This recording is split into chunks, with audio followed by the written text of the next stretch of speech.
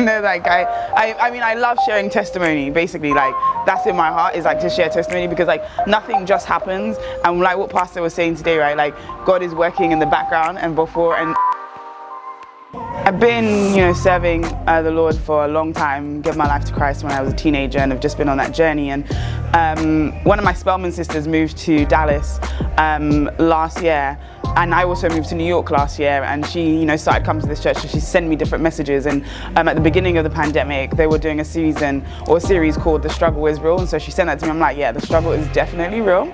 So I'm gonna, follow along, even while I'm, kind of trying to stay engaged with my church in Brooklyn. I'm a strategy consultant for a living, and in the weeks prior to the pandemic, I had been to Boston, Atlanta, DC, LA, Charlotte, and got back to New York on the 13th of March, and a few days later I started feeling ill.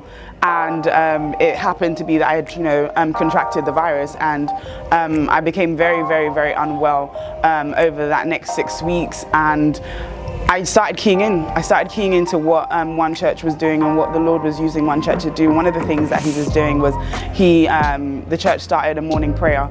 And I would join that morning prayer every single morning, and look forward to seeing Brenda P and Sylvia C signing on and offering to pray and stand. And there were so many days that I couldn't speak, I couldn't say anything, I was in just pain. Actually, like, I just needed help, I just needed God to heal me, and I would put that in the prayer, and I'd go into the prayer room and they would pray with me on a consistent basis on days I couldn't even pray for myself. And that meant something to me, and that helped me through that season and that time. And I still engage in those prayer sessions every single morning, and we're a community.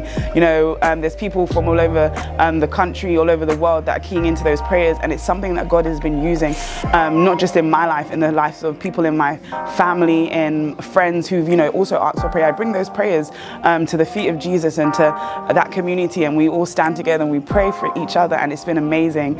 And I just felt really compelled to get as involved as I could. And I looked back at my vision board that I made for 2020, and I was like, God, what is it that's on this vision board that hasn't been cancelled, that hasn't been truncated? And one of the things I really desired was to serve.